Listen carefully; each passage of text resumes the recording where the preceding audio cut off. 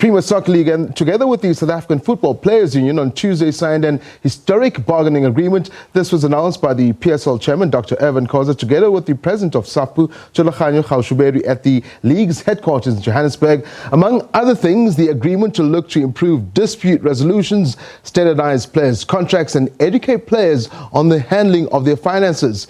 I spoke to SAFPU President Thulaganyo Gaosobelwe, congratulating them firstly on the move to fairness for all players in the league, a move they've been fighting for years now. And with that, good night.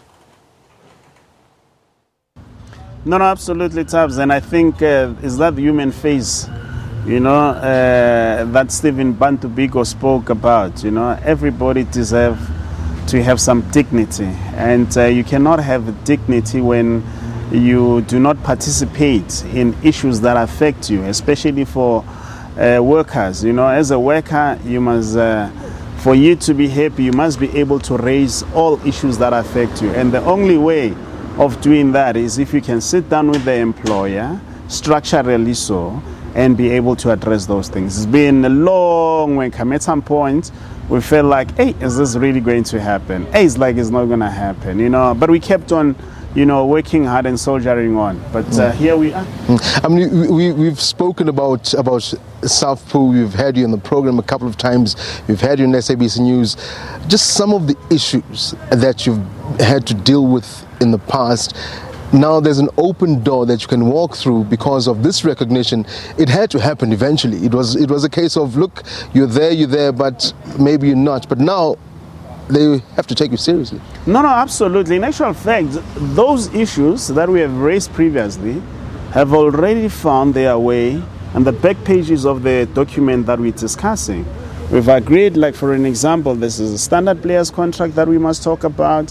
There is an issue of the image rights, there is issue of insurance, education, tax issues. We have spoken about those issues, and I think together, the employers and the employee associations, when they sit down and thresh these issues, it will be better. And for us, it's very important. I mean, one of the things that we have already agreed on, for me, which I'm very happy about, is the tribunal, the dispute resolution chamber. You would know, Tabs, when we come to you, we'll be complaining, but this DRC is not compliant.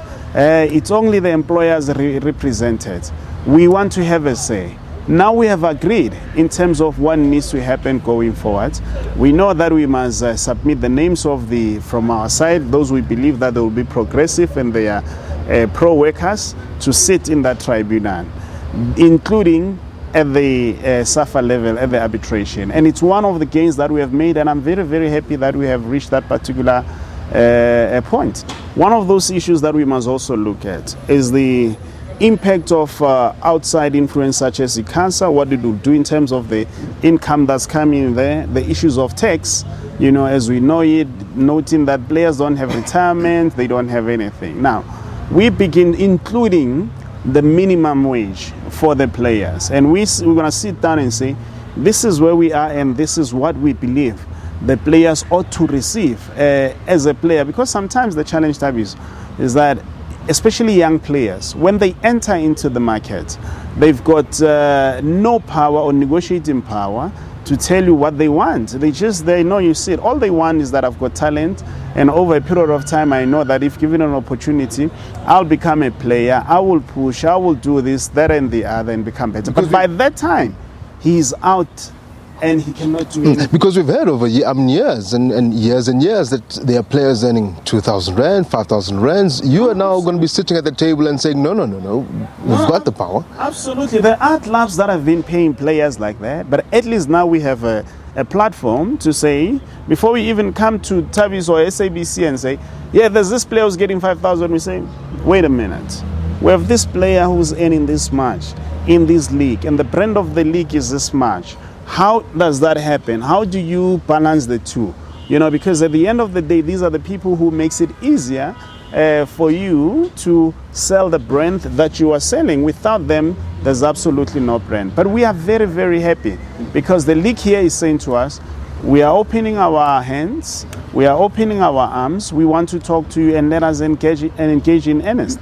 You spoke about agents as well. We know there's always been a sticky issue, in particular when it comes to players, it comes to the league, it comes to the association, and for yourself. This also gives you some leeway, so to speak, to be able to be the go-through in between all three aspects of our football. No, absolutely. I mean, our views are well documented with regards to the agents, in particular the fly-by-night agents, because sometimes we just don't understand time. So why would an agent charge you 20% of your salary, of your total package, simply by negotiating the contract? It cannot be. It's unheard of. It's very wrong, okay? But secondly, the very same agents, when you've got issues, they are not there for you. Now, here's an opportunity, because in the main, the reason why sometimes players join the agents or follow an agent is simply because they believe that the agent can get a team for them and open a door. And sometimes the players really sometimes don't need them. Because when you are an established player, you go, you play, you can go and negotiate your own contract. Instead of giving that person 20%, that 20% could be your money. That money, you're going to use it as a deposit for your house or to pay other things and so forth. You mentioned something that's quite important. Most times when there was a dispute or whatever, there was always a case of this player goes in there without somebody in his corner. There's always the thought or feeling that he's been taken to the wolves, to the slaughter. But now that they've got representation, it makes life easier, that everything will be fair. Much easier. In actual fact, there are two things that we need to mention. A player, when he goes to the NDRC and when he goes for the disciplinary committee or hearing, the player must always try by all means to go with a legal representative. Union. If they can't, they must call the union. I've got such and such a case. There's no such a thing as a friendly hearing. You never hear of a friendly hearing. In my experience as a person who has been in the game, as a footballer and now as an administrator in the game, the only time the club gets to call you, there are two things. It's either they want you to renew the contract or they will check you out. But when you still have a contract, you can see that, hey, they've called you. Yeah. What then happens? And sometimes they have this casual talk with you. At times, but today you played, but you were not at that level, man. You were not really yourself. Yeah. Because you are a player. You're just going to respond. You're not really applying your mind. You're just going to say, today I wasn't. But that, they use it as part of consultation. So at the point when they say, hey, my man, it's tough, get out, then you are get out. Say, but we haven't consulted. Say, but we had a meeting. Yeah. Did we not meet, you and I, at some point to discuss? No, we discussed. So that's what happened. And for the players, the buy-in, I mean, I've asked you this before, there's always a question of those players, the ones that are obviously the stakeholders in this. The buy-in from them is very much important. No, we have the buy-in of the players. I think one of the things that was a bit difficult was, I think one of the journalists there asked to say what then becomes of the relationship between us and the players. You see, it's the issue of access. I can promise you that each and every club that we went to and we had the opportunity to sit and speak to the players, we came back with full membership, because players would sit down and listen and question us, interrogate us, and we give them answers, and they say, this is our home and this is the place that we need to build. So in terms of that, we are very happy. The only time where we had challenges meeting with them, it was when we would be denied access to just for maybe for viewers sitting at home, says, so what? They represented on Fifth Pro. What issues come up? What, if I'm sitting and saying I don't understand what he's talking about, what comes up that you, in particular, as the African Football Players Union, consider and say, look, let's solve this. This is how we can help out. Look, what we can do in African countries, firstly, there's no freedom of expression. We know that. But importantly, there's not even contracts. Players do not have a simple thing as a contract. All they do is that, they sign contracts and they go.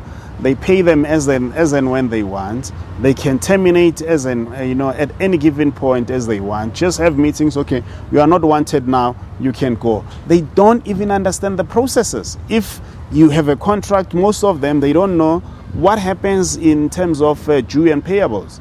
I don't have anywhere to go. Then you come and say, no, wait a minute, because you don't have this structure.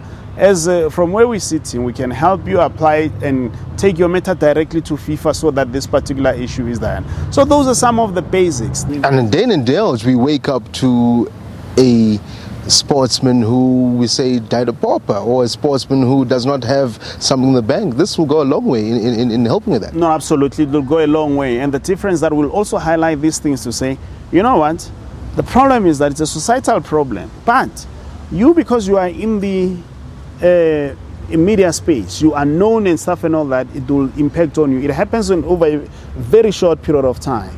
But what you do, if I, Thulaganyo, go out, splash my 45,000, it's fine because it's wrong, but I can deal with it simply because as Thulaganyo, I'm then able to do what?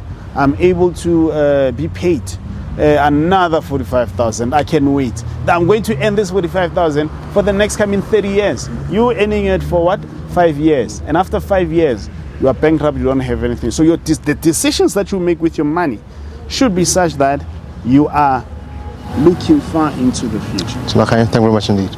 Thank you so much. Wishing the best of luck.